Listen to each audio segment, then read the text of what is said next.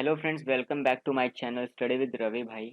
आज हम इस वीडियो में इंट्रोडक्शन टू ट्रिग्नोमेट्रिक चैप्टर 8 का सेकंड पार्ट कवर करने वाले हैं। लेकिन उससे पहले जो हमने प्रीवियस क्लास में पढ़ा था उसको एक बार रिवाइज कर लेते हैं और साथ साथ मैं आपको इंपॉर्टेंट पॉइंट्स बता दूंगा इस चैप्टर के। तो चलिए शुरू करते हैं। तो हमने पिछली क्लास में पढ़ा था basics of triangle. Basics of triangle में हमने सबसे पहले पढ़ा था कितने टाइप्स के ट्राइंगल होते हैं on the basis of angles. और हमने ये जाना था कि ट्रिग्नोमेट्री में सबसे इंपॉर्टेंट यूज़ है हमारे ये राइट एंगल ट्राइंगल का। फिर हमने देखा था कि कितने टाइप्स के होते हैं साइड्स के बेसिस पे, जैसे कि इक्विलैटरल ट्राइंगल जिसकी तीनों साइड्स इक्वल होती हैं, और आइसोसेलेस वो होता है जिसकी दो साइड्स इक्वल होती हैं, और स्केलन वो ट्राइंगल होता है जिसकी कोई भी साइड इक्वल नहीं होती। फिर हमने angle sum property of triangle पढ़ा जिसमें हमने ये देखा था कि किसी भी ट्राइंगल के इंटीरियर एंगल्स का सम जो होता है वो 180 के बराबर होता है। उसके बाद हमने पाइथागोरस थ्योरम देखा था। पाइथागोरस थ्योरम सिर्फ राइट एंगल ट्राइंगल के लिए वैलिड होता है और ये बताता है हमें कि जो राइट एंगल में परपेंडिकुलर का स्क्वायर प्लस बेस का स्क्वायर होता है वो हाइपोटेनस के स्क्वायर के बराबर होता है। उसके बाद हमने पाइथागोरस ट्रिपलेट देखे थे जो कि हमारे ट्रिग्नोमेट्री के क्वेश्चंस में बहुत ज़्यादा यूज में आने वाले हैं। कई जगह आप ऐसा नोटिस करोगे कि आपने अगर ट्रिपलेट्स याद किए हैं तो आप क्वेश्चन को डायरेक्ट सॉल्व कर पाओगे बिना पाइथागोरस थ्योरम यूज़ किए। तो चलिए, हमने पिछला रिवीजन कर लिया है, तो चलिए आगे की क्लास स्टार्ट करते हैं। तो आज हम पढ़ने वाले हैं ट्रिग्नोमेट्रिक आइडेंटिटीज।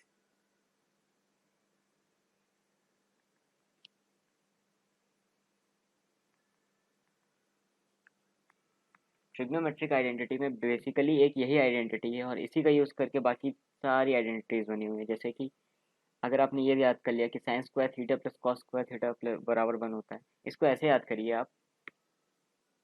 यहाँ पे देखिए थीटा थीटा सेम है। अगर साइन स्क्वायर में दिया हो और कॉस स्क्वायर में दिया हो, बीच में सम हो और एंगल सेम हो, तो वो वन के बराबर होता है। इन द सेंस, जैसे कि मैं एक एग्जांपल लेता हूँ। जैसे हो गया, मान लीजिए ये आ रहा है sine square 45 plus cos square 45, तो ये कितना हो जाएगा? वन। अब यहाँ पे कोई वैल्यू हो सकती है, लेकिन ध्यान देने वाली बात यह है कि ये दोनों एंगल सेम होने चाहिए। जो कॉस में है वही एंगल साइन में भी होना चाहिए, तब ये वैल्यू वन के बराबर होगी। और इसी आइडेंटिटी से बाकी आइडेंटिटीज निकल के आई हैं। कैसे, मैं आपको समझाता हूँ। देखिए, दूसरी आइडेंटिटी है हमारी, पहली ये हो गई। दूसरी आइडेंटिटी है हमारी tan square theta plus one बराबर सेक स्क्वायर थीटा। अब आप लोग पूछोगे ये कहाँ से आया, मैं आपको समझाता हूँ कि आया कहाँ से। ये बेसिकली देखिए, हम सबसे पहले अपना वही पुराना फॉर्मूला ले लेते हैं। ये sine square theta plus cos square theta हम ले लेते हैं, ठीक है, बराबर वन। ठीक है। अब आप यहाँ एक काम करो, LHS और RHS में दोनों साइड आप कॉस स्क्वायर से डिवाइड दे दो, ठीक है। तो क्या होगा उससे देखिए,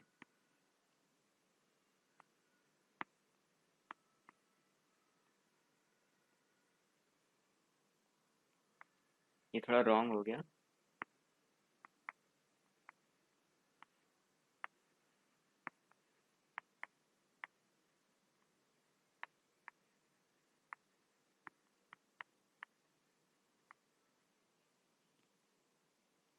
तो ये sine square upon cos square आपको पता है, साइन अपॉन कॉस टैन होता है, तो ये दोनों पे स्क्वायर है, तो ये हो जाएगा राइट। ये हो जाएगा टैन स्क्वायर थीटा, और ये आपका कॉस स्क्वायर कट जाएगा, ये हो जाएगा वन। और आपको पता है one upon cos theta sec theta होता है, इसलिए one upon cos square theta होगा सेक स्क्वायर थीटा। तो हमने ये प्रूव कर लिया कि आइडेंटिटी कहाँ से आई। नेक्स्ट आइडेंटिटी हमारी जो है वो है थर्ड आइडेंटिटी। वो है हमारी, आपको बताता हूँ मैं, ये है one plus cot square theta बराबर कॉसेक स्क्वायर थीटा। अब आप ये अपने से ट्राई करो कि आया कहाँ से। वैसे ही होगा जैसे कि पिछले क्वेश्चन में हुआ, तो हमने साइन से दिया था, इसमें कॉस से देंगे, बस इतना ही है। तो इसके लिए मैं आपको बता देता हूँ, अगर आपको नहीं आ रहा तो आप वही लिखो, sine square theta plus cos square theta बराबर वन। अब आप यहाँ साइन स्क्वायर से डिवाइड दे दो, ठीक है। सॉरी, मैंने गलती से कॉस स्क्वायर बोल दिया। यहाँ आप साइन स्क्वायर थीटा से डिवाइड दे दो,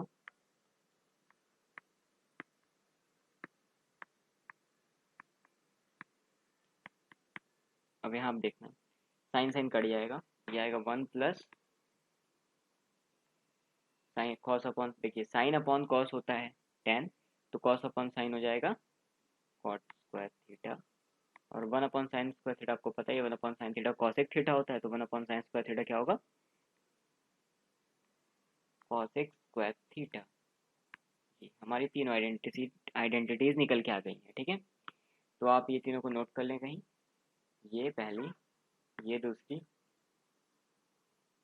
वैसे मैं तो कहूँगा सिर्फ आप इसे नोट करो, बिकॉज इसी से सारी निकल के आई हैं। तो आपको अगर कॉन्सेप्ट याद रहेगा कैसे निकल के आई तो आप इजीली, अगर भूल भी जाते हो तो कोई इशू नहीं है, एक से आप सारी निकाल लोगे, ठीक है। चलिए आगे बढ़ते हैं। अब हम पढ़ने वाले हैं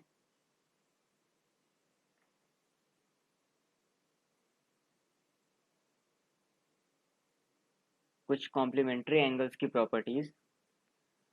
complementary in the sense theta और 90 माइनस थीटा। आपको पता है कॉम्प्लीमेंट्री एंगल्स क्या होते हैं? नहीं पता ना, मैं बताता हूँ। कॉम्प्लीमेंट्री एंगल्स वो होते हैं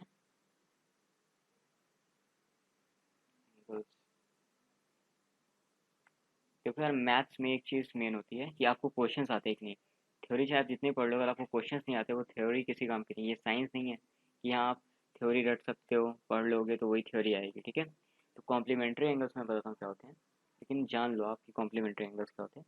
कॉम्प्लीमेंट्री एंगल्स वो होते हैं सम ऑफ एंगल्स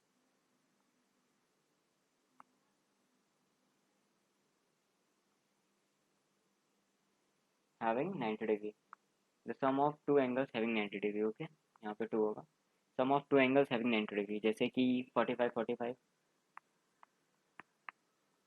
ठीक है, 60 और 30, और 0 90, और आप बताओ।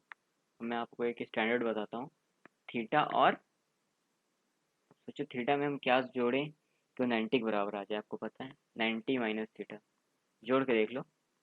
90 माइनस थीटा में देखिए, जब इनको आप जोड़ेंगे तो minus theta plus theta cut जाएगा 90 बच, तो ये 90 माइनस थीटा किसका कॉम्प्लीमेंट्री है? थीटा का। तो आपको याद होगा पिछले लेक्चर मैंने आपको एक बात बताई थी कि साइन थीटा अगर पी अपॉन एच है, ठीक है, तो आप ये हम ट्राइंगल बनाएंगे, ठीक है। ये पी है, ये एच है, सॉरी सॉरी सॉरी, ये पी है, ये बी है, और ये एच है, और ये हमारा थीटा है, ठीक है। ऑब्वियसली अगर एंगल्स हम प्रॉपर्टी लगाएंगे तो कितना आएगा, 90 माइनस थीटा। तो हमने ये देखा था कि अगर हमारा साइन थीटा, ठीक है, साइन थीटा हमारा पी अपॉन एच है, तो हमारा साइन 90 माइनस थीटा कितना आएगा, बी अपॉन एच। तो क्या आपने एक बात ध्यान दी कि हमारा यहाँ पे कॉस थीटा क्या होगा, बी अपॉन एच। क्या आपने एक बात ध्यान दी कि जो कॉस थीटा की वैल्यू थी वो हमारी साइन 90 माइनस थीटा के बराबर, मतलब जो यहाँ पे एंगल ए है उसके इक्वल आ रही है। तो यहाँ से प्रूफ होता है, कुछ याद करने की या रटने की ज़रूरत नहीं है यार, देखो सिंपल निकल आया कि साइन 90 माइनस थीटा बराबर कॉस थीटा। अगली चीज़ है हमारी, अब ऐसे ही बताओ, अगर कॉस में होगा तो क्या हो जाएगा, कॉस 90 माइनस थीटा बराबर साइन थीटा। अब ये साइन कॉस के लिए वैलिड है, तो आप ध्यान दो, आप कुछ मत करो, आप इन दोनों को आपस में डिवाइड कर दो, तो आप ध्यान दोगे कि लेफ्ट हैंड साइड से डिवाइड होगा, right hand side right hand, तो यहाँ से क्या आएगा, साइन अपॉन कॉस आ जाएगा tan 90 माइनस थीटा बराबर राइट, ये आएगा cos theta upon sine theta, क्या होता है हमारा कॉट थीटा। यहाँ से ये तीसरी चीज़ भी निकल के आई, तो हमने क्या दो चीज़ें पढ़ ली, तीन चीज़ें पढ़ ली, हमने क्या तीन चीज़ें पढ़ ली। पहला हमने पढ़ लिया यार, ये कुछ नया नहीं है, वही चीज़ें घुमा फिरा के बस हो रही हैं। पहला ये, दूसरा ये, तीसरा ये, अब हम चौथी चीज़ पढ़ने वाले हैं, अब वो भी यहीं से निकल के आएगी। देखो ये साइन 90 माइनस थीटा, तो आप ये बताओ साइन को हम क्या लिख सकते हैं, कॉसेक, तो ये हो जाएगा कॉसेक 90 माइनस थीटा, ठीक है। अब ये हमारा कॉसेक 90 माइनस थीटा हो गया, तो ये कॉस थीटा का उल्टा क्या होता है, सेक थीटा, तो कॉसेक 90 माइनस थीटा बराबर सेक थीटा। और इसका उल्टा भी सही है, क्योंकि अगर कॉस में टर्म्स में देखेंगे तो यहाँ सेक आएगा और यहाँ कॉसेक आएगा, तो एक और हो जाएगा।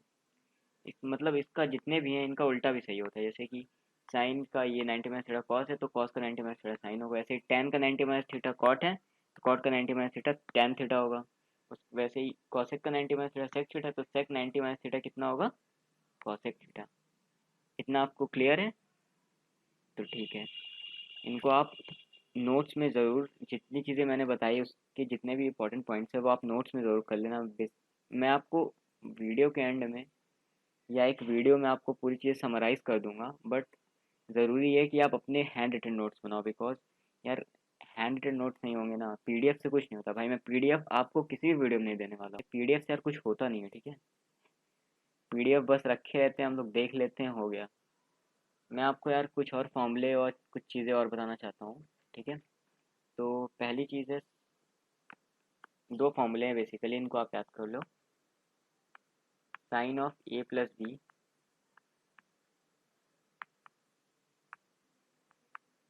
Sign A cos B plus cos A sine B, ठीक है।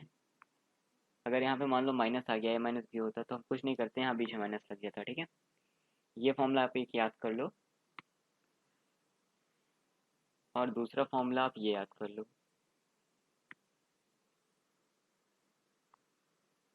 कॉस ए प्लस बी बराबर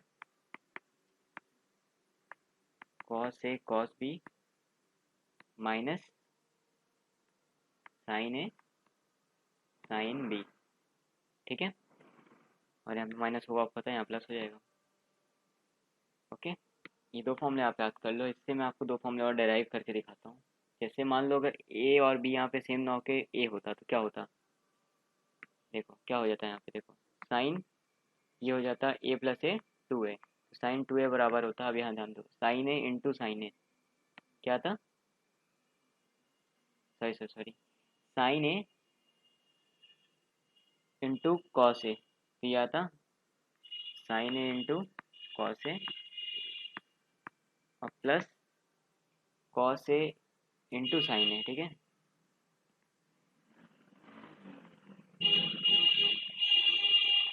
अब यहाँ आप ध्यान दो, ये दोनों चीज़ें एक हैं, साइन ए इंटू कॉस यहाँ भी लिखा हुआ है, कॉस इंटू साइन ए मतलब वही चीज़ यहाँ भी लिखो, तो ये हो जाएगा to sign A cos A. तो यहाँ से हमारा एक फॉर्मूला आ गया साइन टू ए का। इस साइन टू ए आता है to sign A cos A, ये बहुत ज़्यादा यूज़ होता है क्वेश्चंस में, तो आप इसे ज़रूर याद कर लें। उसके बाद हम दूसरा फॉर्मूला प्रूव करते हैं। कॉस का हमने क्या पढ़ा था, कॉस के बारे में हमने पढ़ा था कि कॉस ए प्लस बी क्या होता है, cos A cos B minus sign A sine B, ठीक है। तो अब फिर यहाँ वही करेंगे, कॉस टू ए बराबर, बताओ बताओ बताओ, कॉस टू ए बराबर आएगा अपना क्या, जल्दी बताओ। कॉस टू ए आएगा, देखिए ये आएगा कॉस स्क्वायर ए, क्योंकि कॉस ए इंटू कॉस ए हो जाएगा तो कॉस स्क्वायर ए और माइनस साइन स्क्वायर ए, ठीक है। इसके बाद हम एक और फॉर्मूला पढ़ेंगे जो है टैन का, tan of A plus B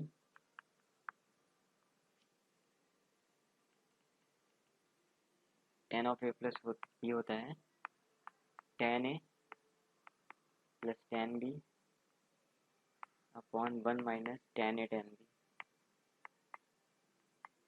तो हमने इतने फॉर्मूलाज देख लिए हैं, अब हम यार तीन फॉर्मूला मिस हो रहे हैं, ठीक है। वो मैं आपको नेक्स्ट वीडियो में विद क्वेश्चन कवर कर दूंगा। तो बस थोड़ी वीडियो में इतना ही था। अब हम नेक्स्ट वीडियो में मिलते हैं, जिसमें हम एनसीईआरटी के एग्जांपल्स करेंगे और हम सारे एग्जांपल्स कवर करेंगे। और साथ ही साथ जितनी चीज़ें हमने पढ़ी है आप इसको रिवाइज़ करके ज़रूर आना। अगर आपने नहीं पढ़ा होगा तो आपको समझ नहीं आएगा, तो आप पहले जो मैंने जितना पढ़ाया दोनों लेक्चर्स में उसके अच्छे से नोट्स बना लो, इंपॉर्टेंट पॉइंट्स लिख लो, ठीक है। उसके बाद आप क्या करो, मेरा जो अपकमिंग वीडियो आने वाला है क्वेश्चंस जो एनसीईआरटी के हैं जिसमें मैं सॉल्व करवाऊँगा, वो देखो। उसके बाद आप देखोगे कि जो हमने पढ़ा है वो कितने अच्छे से क्वेश्चंस में यूज़ हो रहा है, ठीक है? तो मिलते हैं फिर नेक्स्ट वीडियो में, तब तक के लिए हैव अ नाइस डे।